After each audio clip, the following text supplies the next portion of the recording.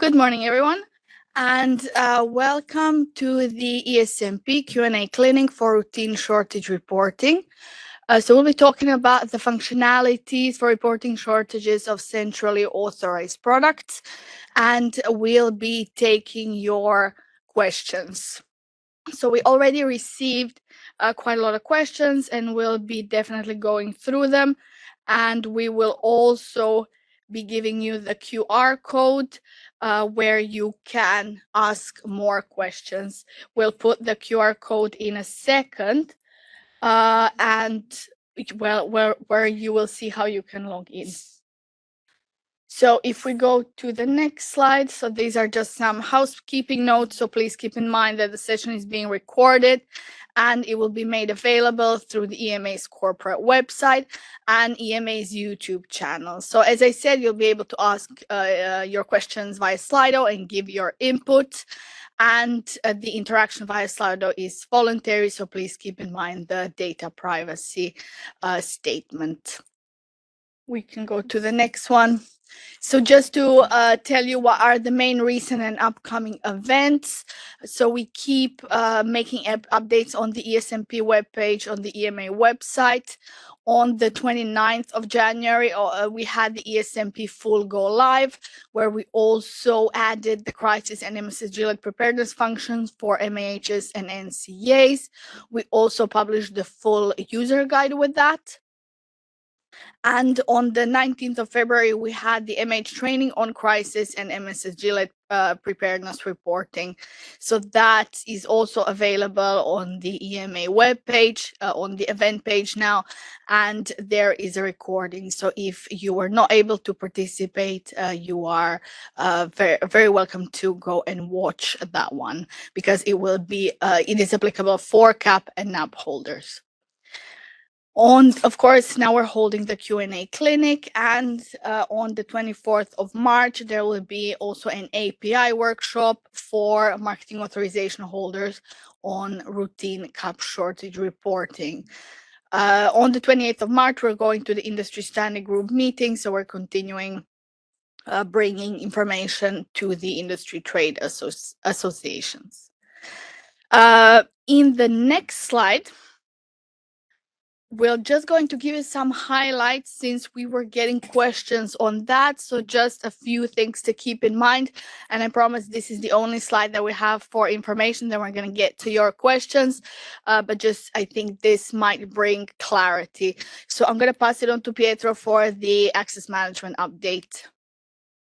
Yeah. So one of the updates we had during the last training held on the 19th of February was related to some changes occurred in the access management. In particular, now you can use your own email address, so the email address you use in your daily work to access to your company system instead of the EMA user credentials, so the one with @id.ema.europe.eu.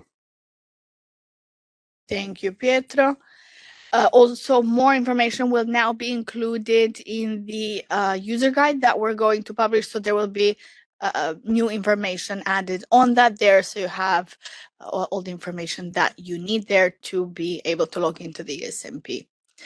Now, we wanted to point out that it is good practice to provide additional information in the optional free text fields when you are reporting shortages, as that helps us process your submissions more efficiently. So also, the more details you include upfront, the fewer follow-up questions may be needed, and that makes the whole process clear and faster. So there are free text fields with additional information on the root cause, on the impact assessment, and there's another one, shortage prevention and mitigation plan. Thank you.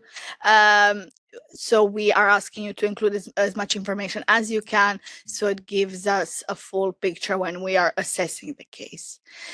Now, we also received a lot of questions about the update of the shortage status. So after a shortage is resolved, After it has been marked as potential or actual shortage, mark it as resolved. Do not mark it as no shortage, as when you enter the shortage as resolved, then it will automatically afterwards switch to no shortage, as we know that at that point there is no shortage, but we need a reference to what exact shortage was resolved. So when you're entering the shortage status as resolved, you also need to put in the details of that actual shortage, which would mean practically that you can download the template and switch the status only to resolve, leaving the other information that you inputted on the shortage in the file.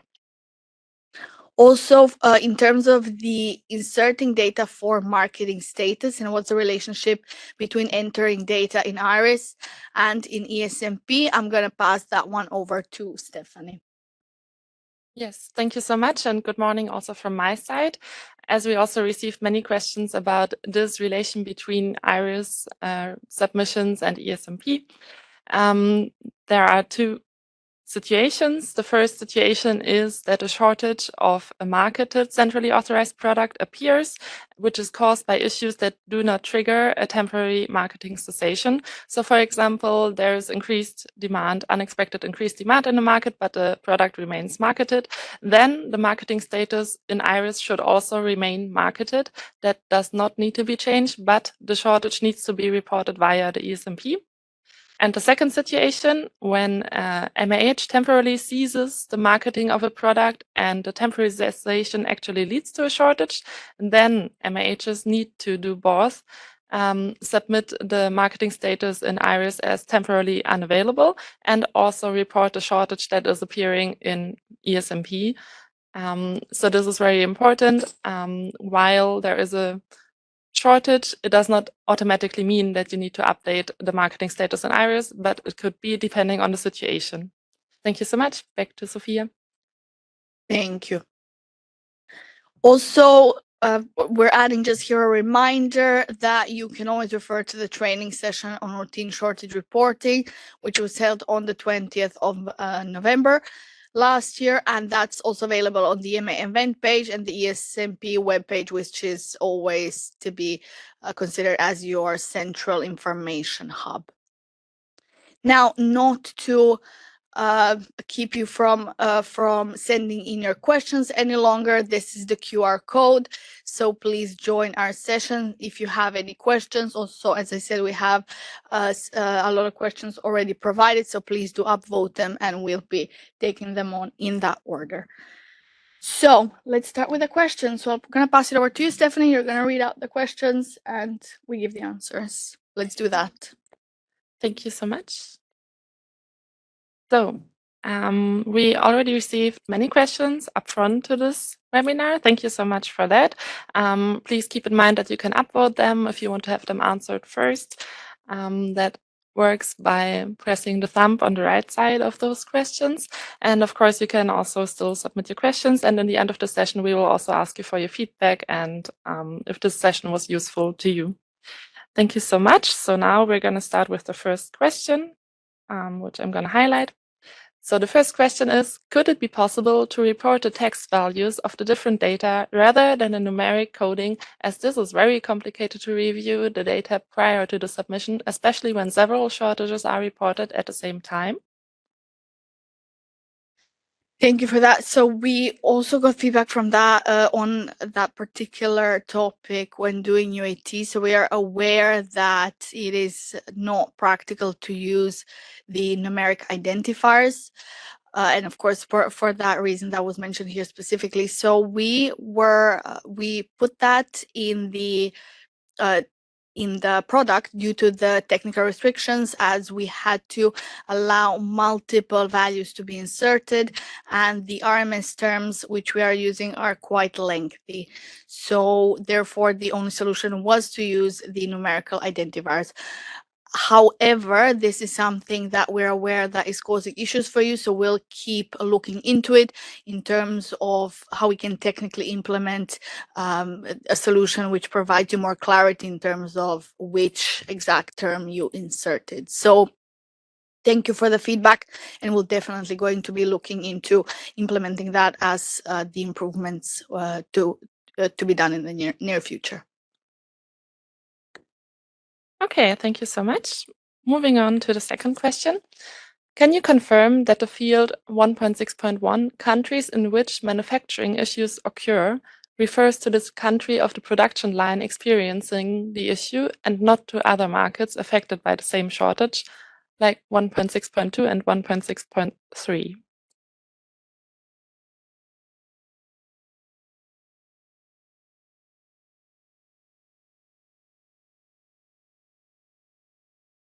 Okay. Go for it.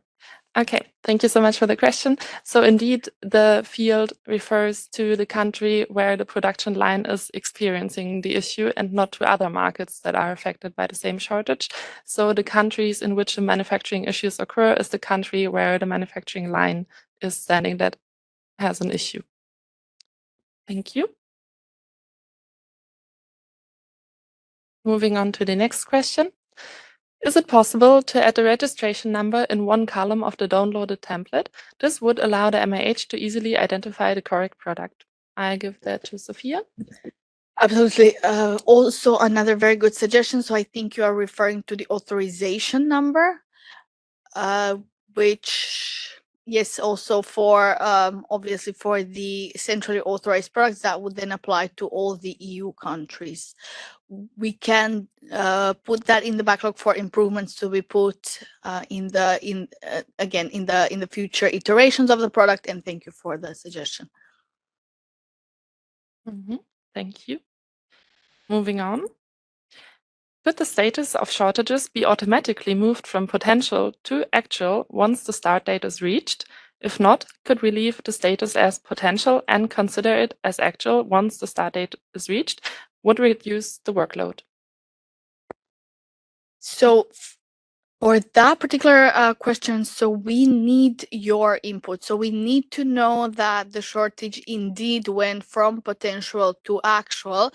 These are very different conditions, let's say, on the ground.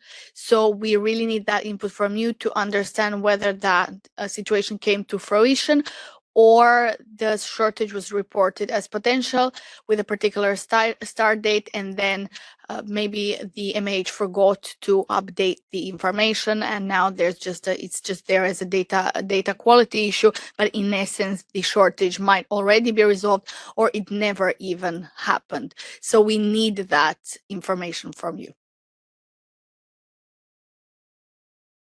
Okay, thank you so much. Then, in case of a shortage in one market due to increased demand, should we submit the shortage for one market only and update later 1.6.2 at CTRS countries, I believe this means, or wait for the complete picture? The second option delays notification for the first market. So indeed, maybe if I can start responding to that and you can add if you want to. So indeed, you should notify us as soon as possible as you get any indication of a shortage in any country so that we get the information also as early as possible.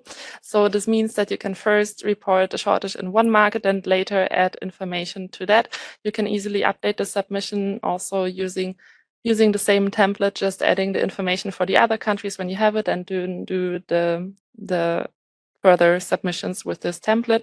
So it should also not be that much of an effort for you on that side. Would you like to add to that? I think we're okay. Yeah. Okay, I hand to Klaus. Yeah, no, thank you so much. I completely agree. So, but if you already know, for example, that when you submit the first notification for one country, if you already know that there might be a potential shortage in other countries occurring, but you do not have the confirmation yet that it will definitely occur, I think it would be also good to indicate this already in the first submission. So you can make a note basically and indicate there might be a likelihood or a chance that the shortage will also occur in other countries, because that could be also seen as a potential shortage in other countries. And as earlier as you can provide this information, as better it is. Thank you very much. Indeed, thank you so much for that addition. So moving on. How does EMA define shortage? If other pack sizes or another strength, for example, 2 times 10 milligram instead of 20 milligram for the same product are available on the market, the patients can still be treated. Indeed. So the definition of shortage can be found in Regulation 2022/123, and I can shortly get that up. And would you like to add something to that in the meantime?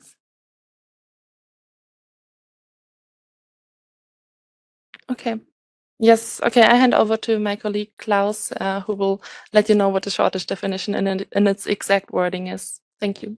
Thank you so much. And indeed, I have a printed version actually in front of me. So the reference that that Stephanie made is absolutely correct. So it's Regulation 2022/123, and the definition of the shortage is in Article 2. Point H, and here it's written that, or it's stated that a shortage means a situation in which the supply of a medicinal product that is authorized and placed on the market in a member state or of a CE marked medical device does not meet the demand for the medicinal product or medical device at national level, whatever the cause. Okay, thank you very much. Indeed, so for this example here in the question, it means that it would indeed need to be reported. Thank you. Moving on. Then a question about the definition of potential shortage. How is potential shortage defined? Must we report all potential shortages? So for this, there is no easy answer. The SPOC Working Party at the moment is defining different aspects of the shortage definition, also potential and actual shortage.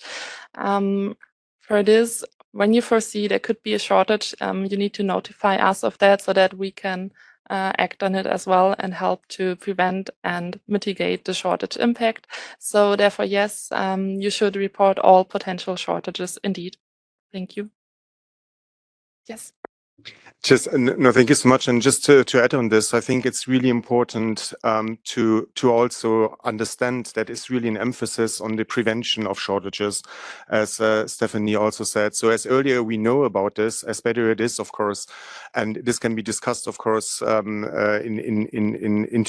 in EMA, but also with the network. So indeed, actually, it's really important for us to receive all potential shortage notifications as soon as possible, as soon as you're aware of this. Thank you very much. Indeed, thank you very much for that addition. So moving on to the next question, a bit more technical. How had the list of root cause acceptable values been defined? And I hand that to Sophia. So this root cause list has been defined by the SPOC Working Party, so the working party of shortage specialists from EU and EEA countries. However, if you find that there are some root causes with you that you would like to have inserted but are not fitting the values that are currently there, please let us know. Definitely, this is a list that we can bring back to the SPOC Working Party and can be revised if there's any gaps identified. Okay, thank you. The next question is, the options that can be selected in the fields regarding root cause, etc., are very specific. Is it possible to use other RMS codes than those specified in the implementation guide, or should one always just choose other? Very good question. If any of these categories which are there fits the root cause that you are seeing in reality, of course, you should choose that root cause. Others should only be chosen in specific situations where none of the values that are there fit. But if you do choose other, please be sure to put in the additional information in the free text field. As of course, if you just choose other, that will give us no information about the root cause and we're going to have to come back to you. However, again, if you see any gaps, values which are not there and you believe they should be, please do let us know.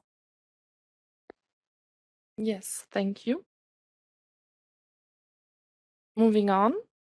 Some of the information in the routine shortage reporting is defined as company confidential information.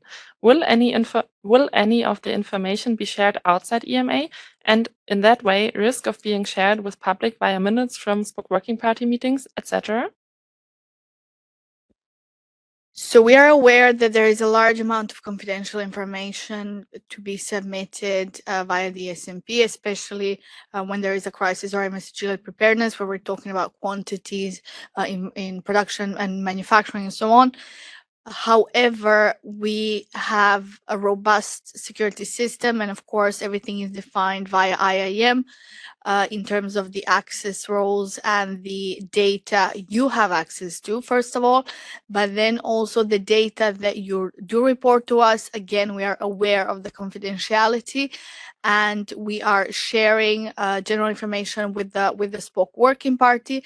And of course, all the minutes of the meetings are redacted before publishing. So we make sure that there is no confidential information shared via the minutes as well. Indeed, we do make sure. Thank you. So the next question is, oops. I will bring that question back. I'm sorry for that. Okay, the next question is, what is the definition of a potential shortage? And we answered that before. There is no official definition yet, but we will let you know as soon as the SPOC working party decided on this as well.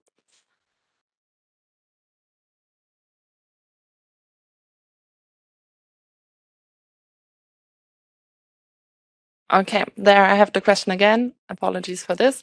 How many days long must be a shortage to report it? For example, if it is less than 5 days, does it need to be reported? Peter Jan, you're online. May I ask you to get that? I can be very short on this one. It is again we need to go back to the definition of a shortage in the regulation, and there is no time frame defined as such. As soon as there is a single day of when supply does not meet the demand, a shortage is actually actual and should be reported. This is something that the SPOC working party is also looking into on how we can better define this with a time frame, but currently, as it is right now, there is no timeline. So as soon as there is a single day of shortage, that should be reported. Okay, thank you so much for the answer. When notifying a shortages, even if additional details for shortage are mentioned in the respective field, EMA Iris at id.ema-europa.eu is coming back with asking for additional details. Are the optional fields not considered? Maybe I can take that one. So definitely the additional fields, the optional fields with the free text are definitely considered. If we are coming back with questions, we need further information because it is not entirely clear to us what is the root cause for the shortage. And we are just asking for more details or details on the prevention and mitigation plans of the shortage, or if other countries could be affected maybe as well, if it's not clear to us and we see the risk. So we would come back to that as well if there is a high risk of the shortage impacting the European patients indeed. And I hand over to Klaus, who wants to add something. Yeah, no, thank you so much, Stephanie. And indeed, actually, so we interact with you if there are further questions based on the responses or based on the notification you have already provided. But this is also kind of a plea from our side that you add as many information, basically as detailed as possible, basically in the first notification, because this allows then for us to make really a comprehensive assessment and then also, of course, interact with you. But the interaction basically is highly important because in some of the cases, basically, there might be really more input needed. And you may have realized that some of the questions that come from us are very specific, actually adding for or asking for really specific information and details on the shortage and the prevention of shortages. So thank you very much. Yes, thank you, Klaus. Moving on, could it be possible to clearly highlight the changes that were made on the revised documents, especially ESMP user guide and implementation guide? The revision history is not always very self-explanatory. I hand it over to Sophia. Absolutely, thank you. Yes, that's a very good point, and thank you for highlighting that you would need things highlighted. We'll see what's the most practical way to make that happen while keeping the document still easy to read. So we'll definitely look into that, and thanks for the question. Thank you. Moving on to the next question. Are there any penalties in case of non-compliance with the regulations? Who would like to get into that? Peter Jan, online maybe? There are currently, as we stick directly to regulation, there are currently no penalties in case of non-compliance with the regulations. However, if we let's say if for regulation for routine shortage reporting, for the crisis reporting, there are also no penalties written directly in the text. However, MSSG can start to look into and invite the company to see why there is non-compliance. But as such, there are no strict penalties in the regulation at the moment. Thank you, Peter Jan. Moving on to the next question, which is at which stage of the shortage reporting MAH needs to provide SPP and SMP? SPP is shortage prevention plan, SMP shortage mitigation plan. If I can start and you can add to that. Yes, perfect. Okay. So we recently released, or in the end of last year, released shortage prevention and mitigation plan templates are not immediately to be used in connection with the shortage notification through or via ESMP. In ESMP, we indeed have a field or two fields which refer to prevention and mitigation measures that the MAH is undertaking, but this does not is not an obligation for MAHs to submit these SPP and SMP templates to us. There is currently a pilot going on for these shortage prevention and mitigation plan templates for specific active substances, and EMA will communicate in the future how this pilot went and how the further process for these templates will go. If you want to add? Indeed, yeah. Just to add that on the ESMP side, the reporting of information on shortage prevention and mitigation is extremely straightforward. So it's just a list of, again, RMS values, so predefined values, and then you choose which ones are applicable to you. And again, you can choose multiple ones. I will also pass over to Peter Jan to add something. Yeah, currently there is a pilot running where companies are invited to voluntarily provide that information. In the current revision of the pharma legislation, there is a section on SPP and SMP, and depending on how that regulation evolves, that might become mandatory. So currently it is a voluntary exercise when requested by EMA. Okay, thank you all. Moving on to the next question. If I changed in IRIS the marketing status into temporarily unavailable in combination with not leading into a shortage, no reporting via ESMP is necessary. Can you confirm? Yes, indeed, I can confirm if there is no risk of a potential or actual shortage, then you do not need to report a shortage via ESMP because there is no shortage. This is correct. Moving on. Can a shortage be mitigated with an equivalent product presentation from another EU member state? Thus, marketing status stays as marketed?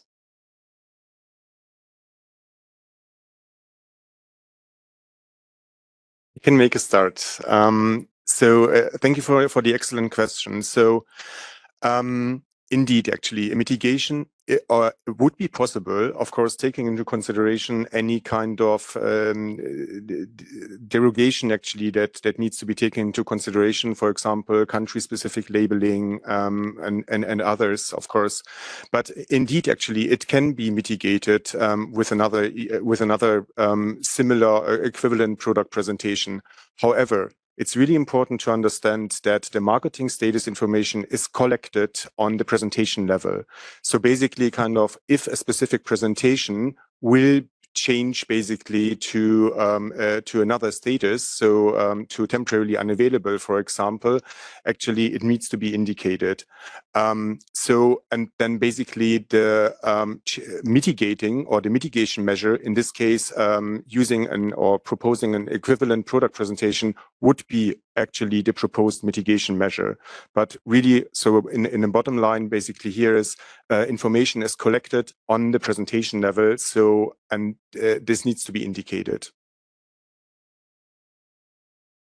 Can I maybe also jump in just to clarify as well from Klaus that a derogation needs to be requested to the national member states and needs to be approved before it can be given. So it's not a standard procedure that you can switch to an equivalent product in case there is a shortage. This needs to be requested and approved according to the national regulations in that particular member state. Thank you. Okay, thank you so much, both. Moving on to the next question. When notifying a shortage due to a non-release of a potential defective batch, EMA Iris is coming back requesting to notify this quality defect to Q defect. Why? The product is not on the market. This is why the shortage is reported. So to answer this, we would like to refer to the quality defect and recalls obligations. So as mentioned on the EMA webpage on quality defects and recalls, marketing and or manufacturing authorization holders are required to submit a quality defect notification, including also suspected quality defects, also in case of restrictions in supply due to a quality defect or good manufacturing practice issue. Therefore, this includes also batches that are not on the market yet. And I hope this answers the question. And we can, of course, also provide the link to this webpage in the Slido answer to this question. Moving on. Could it be possible from the submission history section to get the name of the related impacted products and through the reported file? For Sophia? So we had a lot of discussions on how to structure the submission history page because precisely due to the confidentiality of reporting and due to the fact that one person could potentially be a contractor working for different marketing authorization holders, and therefore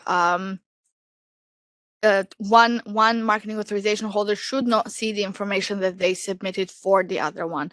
So this is where it gets complicated, and due to the fact that we wanted to protect to the maximum extent any kind of confidential information that is being submitted, we have in the submission history for the marketing authorization holders only included submissions that were done by that particular user, which is logged in. However, what you can always do is that in the template that you will be downloading from the system, that template will always have the latest reported information.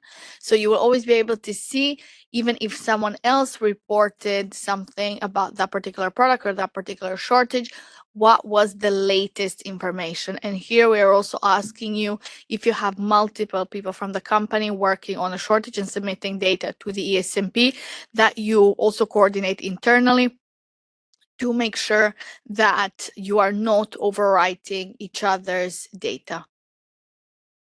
Thanks. Thank you. Could it be possible to add other EMA acceptable values? For example, unexpected increased demand, global high demand, or government special demand? Definitely something that we'll keep in mind. And as I said, if you have any other suggestions, do send them in. Yes, thank you so much. Could it be possible to add the unknown value to the estimated end date, as in some situations this value is not known? If not possible, could you suggest how to manage these situations in the system? Klaus reminded me, and thank you for that, Klaus, that also for the previous questions, if you feel like any of the defined values doesn't precisely fit the root cause that you actually have, please put that information in the free text field. So in the RMS values, put the information as close to the real situation as possible, and then add more information in the free text field. So thank you for that reminder, Klaus. Now I'm going to go back to this question. It is not possible to do that at this point, and we do not want to encourage the industry to be putting unknown, as if you have any indication of when this shortage could end, that is already useful information to us. Of course, we know that these are just very high level estimates when they are far off in the future also. And again, if you have any extra information, even if this estimation is a very, very rough estimate, please put that in the fields with the additional information. Indeed, thank you so much. Moving on to the next question, which is, could it be possible to add and assign a deputy or coordinator who will be known to EMA in case of questions and who will also be able to see the submission history? This is something that we can definitely look into to see whether an alternative person can be assigned to the shortage. So we have the concept of deputies in the ISPOC, for example, but not so far in the shortage case management. So thank you for the suggestion. Indeed, we'll note that. Next question is, the cells in the downloaded template are formatted as standard, which means that when an identifier is entered, each cell needs to be reformatted as numbers. Could you change this in the downloaded template? Okay, Sophia. Okay, so our recommendation is when you download the template and open it, you can reformat all cells in the template as text. Then you would not have any issues with any formatting of the cells, and you don't need to reformat any of the cells individually as numbers or something, but you can mark all of the cells at the same time and reformat them to text, and that should resolve all the issues with any formatting there. Thank you. Just to add to that, also that we looked into the technical possibility of formatting every field with the format that we're expecting you to give us. However, that was not possible at the time being. But just be assured that we are definitely looking into how to make those Excel files more usable, in terms of also what we talked before, having text values instead of RMS identifiers, and seeing what are all other tweaks that we can put in the file in terms of formatting, so it's more usable to you. So we're definitely keeping it in mind. Indeed, thank you so much. Then, when reporting a shortage via the ESMP, is it required to also report it in IRIS as a temporary cessation in the marketing status reporting section? So I believe we already answered this question today, but again, it is not necessary as such, but it really depends on the situation. If the shortage appears after a product is temporarily ceased, then yes, you need to report both an IRIS and the shortage via the ESMP, but the shortage can of course also appear for a marketed product, and the marketing status does not need to change if the shortage appears, for example, due to increased demand, but the product is still marketed. Then you only need to report via the ESMP. Thank you. Next question, can you please clarify, is the submission history is only visible for the user who submitted or for all users for the same organization? So the submission history is only visible for the details in the submission history will show only the details and the submissions of that particular user who is logged in and who has done those submissions. So again, I'm referring to the fact that it would jeopardize the confidentiality of data if a particular user would be associated and affiliated with multiple organizations, and then they would see the information, all the information from these organizations. So therefore, we have restricted the submission history to be only for that user. But again, all the latest information that was submitted for the products that you are associated with will be seen when you download the template with the latest information submitted. Thank you so much. The next question is, why is it important to know where the manufacturing issues occur, as this can be seen as confidential information?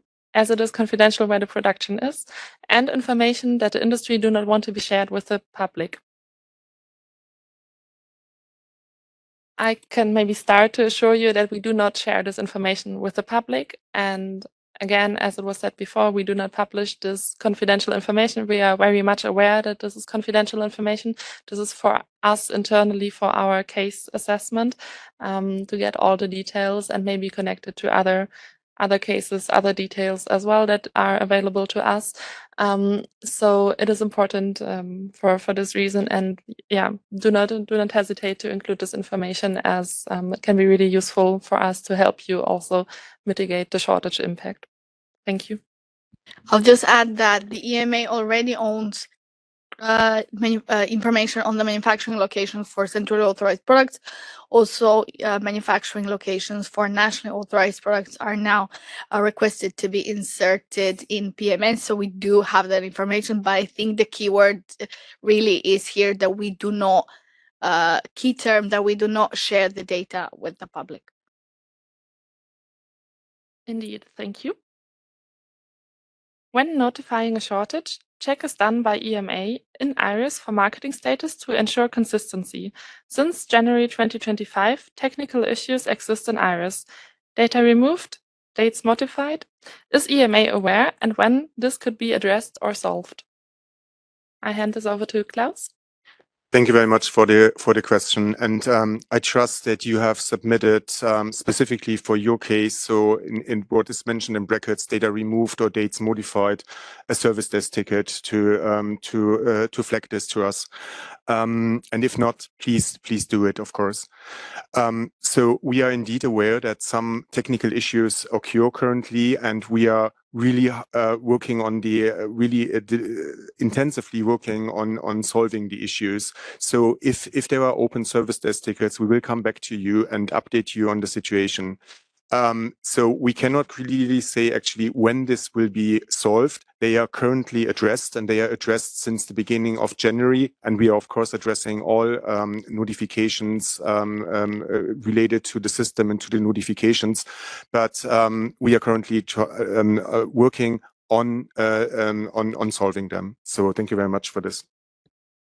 Okay, thank you so much. Moving on.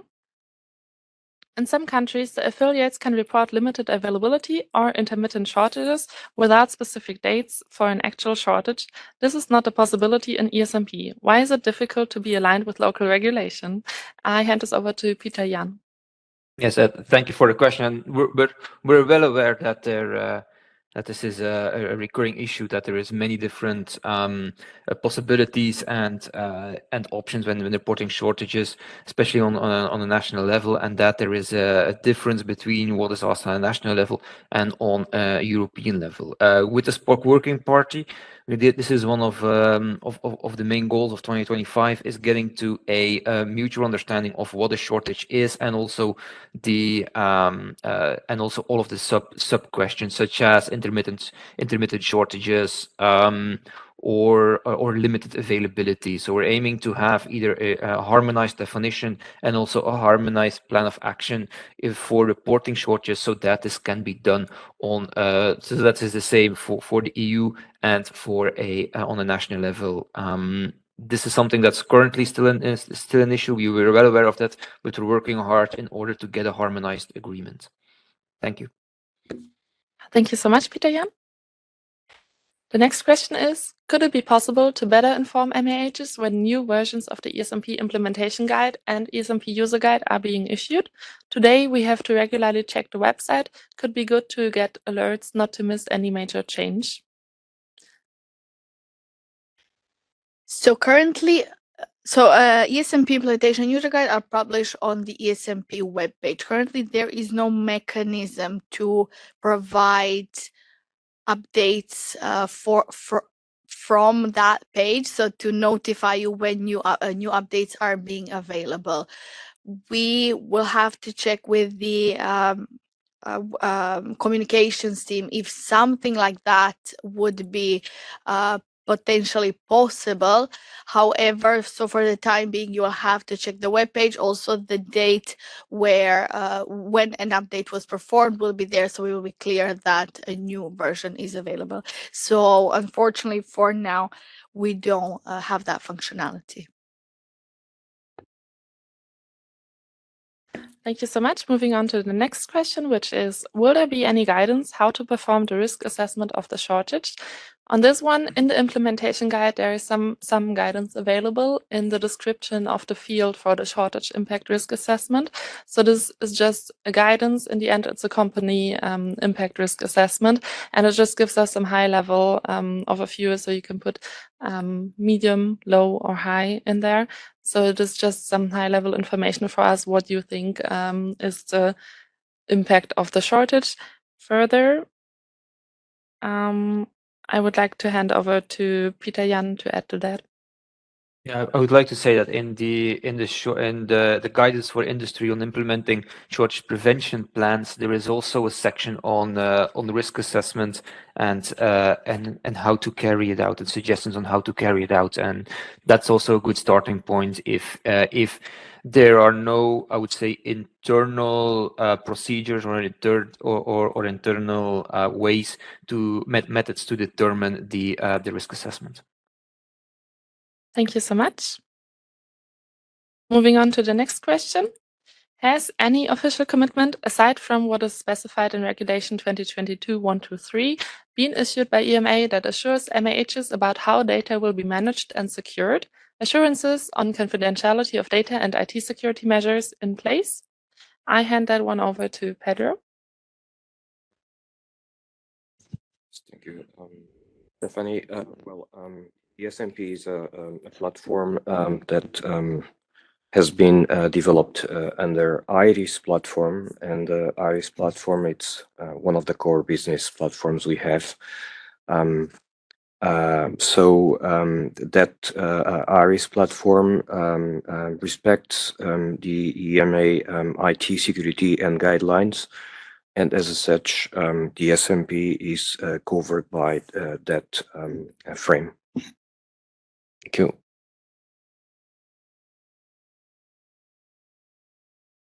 Thank you so much, Pedro. Moving on to the next question. Could it be possible to auto-populate a reporting template with the data that had already been reported to EMA prior to the implementation of the ESMP? Over to Sophia. So if you reported a shortage to the EMA prior to the implementation of the ESMP, you don't need to submit that data again. So we have it, we are keeping it in mind, and we are on the case, as it were. So that information does not need to be populated in the ESMP and reinserted. Indeed, thank you so much for the clarification. Moving on, could it be possible to have access from a submission ID to the file that was submitted through the ESMP? And I hand it over to Sophia as well. So the information that is submitted through the file is available if you are downloading, as I said, the template, as it will have the latest information that you have submitted. So it is not possible to download that precise file that you have submitted, but it is possible to download the information that you have submitted. So you just need to choose the products which you are interested in and download the template for them. However, yes, through the submission ID, it is not possible to access the actual file through which you have reported the shortage. Perhaps that will be possible through further iterations of the product, but currently it is not. Thank you so much. And the next question is, which actions should MAHs take when the shortage is resolved?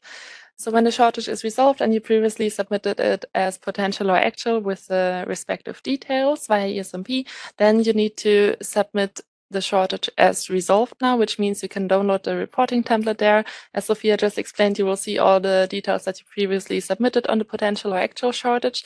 And then you need to update the shortage status to resolved so that on our end of the ESMP, we will receive the notification that the case is closed from your side as well. Further, you should update any other information, for example, the end date of the shortage, if that is previous to the expected end date, for example, we would like to know that as well. And any other fields that may need an update. Thank you. Moving on to the next question. Okay, yes. So the next question is, can you please highlight in the instruction documents which fields are public and which are not public? So as explained before, we do not publish your submissions to the ESMP. So we do currently not have any public shortage catalog that publishes automatically all shortages that get reported via the ESMP. We do have a shortage catalog with shortage catalog entries, but this is not immediately related to your submissions in ESMP, and we will always consult you before we publish the shortage catalog entry as well to make sure we do not publish confidential information. Moving on. Could it be possible from the reported active shortages section to get the latest submission ID associated with the reported shortage? So the reported active shortages section is there to serve, let's say, as a reminder on shortages which have been previously reported and that are still active or potential. Therefore, it means that you still would need to follow up on that shortage and report information to the EMA up to the point where the shortage gets resolved. So that is that section's primary purpose. So we do not insert now the latest submission IDs, and I would just like to know what would be the purpose of that submission ID and why it would come in handy. As of course, we're very curious to hear any suggestions that you have on how you could better use the platform and how it could be actually how the platform could be more useful to you and more user friendly. So please do submit that information. Thank you. Okay, thank you so much. The next question is there a possibility to obtain an overview from the EMA that includes the PMS ID along with the internal company details, such as the CP code, license code?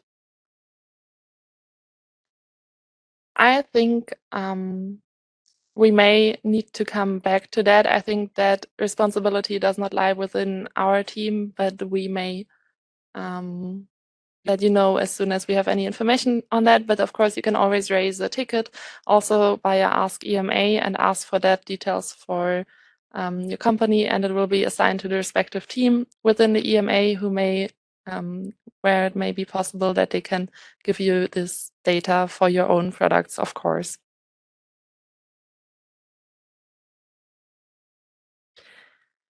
As we're almost getting to the end of the session, we will take two more questions and then we will finish the session. Thank you so much for submitting all these questions. I see there are 31 still open. We will of course look at these questions as well and try to include them also in the frequently asked questions document that is published on the ESMP webpage. So if you have any question that you would like to be answered, you can now also still use your chance to upvote them. The first one of the two is ESMP contains multiple root causes, which in some cases do not align with the root causes appeared in NCA's relevant reporting systems. Will this inconsistency cause inaccuracy issues between reporting systems? Over to Sophia. Yes, that's a very valid question. So obviously we have the RMS identifiers, which are used as master data across the EU. And that is the case also for the values used for the root causes. However, each NCA is can make their own root causes and they make their own decision on which categorization that they want to use. However, there is effort being done on a European level through Joint Action Chessman and other fora where NCAs are discussing harmonization of systems. Of course, that is a large effort that will take some time. However, effort and aim is there nonetheless. Okay, thank you so much. Maybe this is a really short one, answering this at first. Do we only have to declare centralized products or all products regardless of the type of marketing authorization procedure? So very important, in normal circumstances, you only have to notify EMA of centrally authorized product shortages. So all non-centrally authorized products, for example, nationally authorized products, as well as MRP and DCP, do not need to be notified to EMA in normal circumstances, but of course, national reporting obligations exist for those other products. So you need to notify possibly the national bodies. Maybe also to say this is only for routine shortage reporting. When we're looking at crisis reporting, the nationally authorized product do have to be notified to EMA, but that will be clarified by MSSG in the list of critical medicine specific for the public healthcare emergency and major event. Okay, thank you so much, Peter Jan, for adding to that. Then the next question is, can you give an example when a product would be temporarily not available and not leading it to a shortage?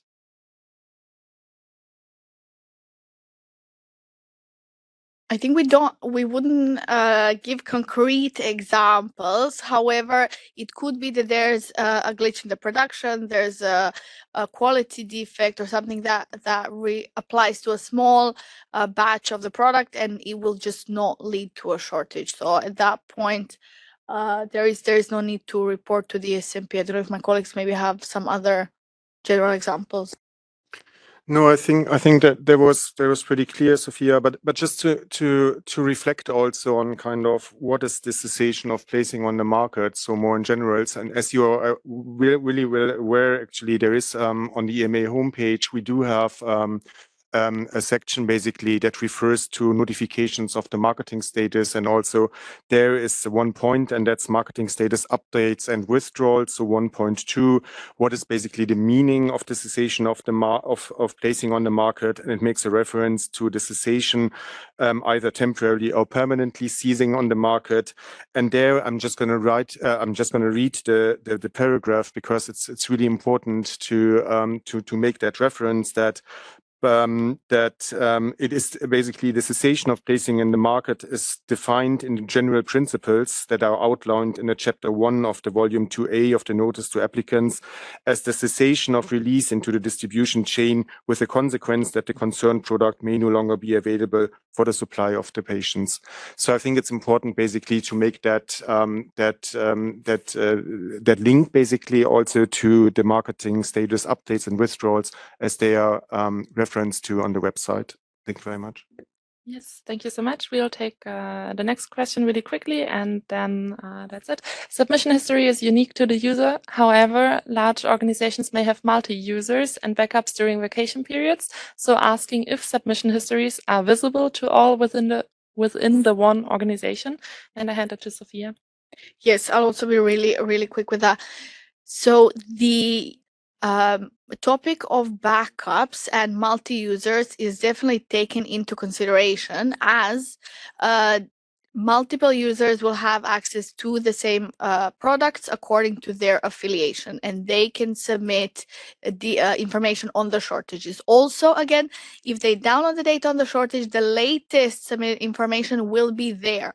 So whoever is affiliated with that organization and therefore the same products will be able to see what's the latest information that was submitted and then update the information there.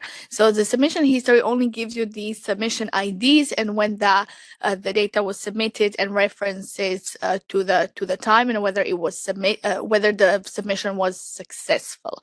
However, all the data for the products, for the shortages of the products, will be found in the template when you download it. Thank you so much for answering this question. So today we have covered over 42 questions. We have received over 70 questions. So thank you so much for your engagement and asking all these questions to us. We are very happy to answer them and also keep on answering them in the future. So if we would like to ask you to fill in the feedback survey as well, that is shown on screen and active now. And please, next one. Thank you so much for attending the session as well. Depending on your feedback, we could, of course, maybe in the future organize such a session again if we see that it is needed from your questions. This was very informative and helpful for us as well to see what you're struggling with. And we would, again, like to refer you to more information, to the links covered here as well. For example, and most importantly, the ESMP webpage as the central hub for information, and also the Essentials webinar, as well as the training for routine shortage reporting in normal circumstances for centrally authorized products. And then, of course, we would also like to point out the training we did last week and where the recording is already available. And we will soon publish also the slides of the crisis and MSSG-led preparedness reporting functionalities of ESMP. And with that, some last words I hand over to Sophia. No, I think Stephanie rounded it out perfectly.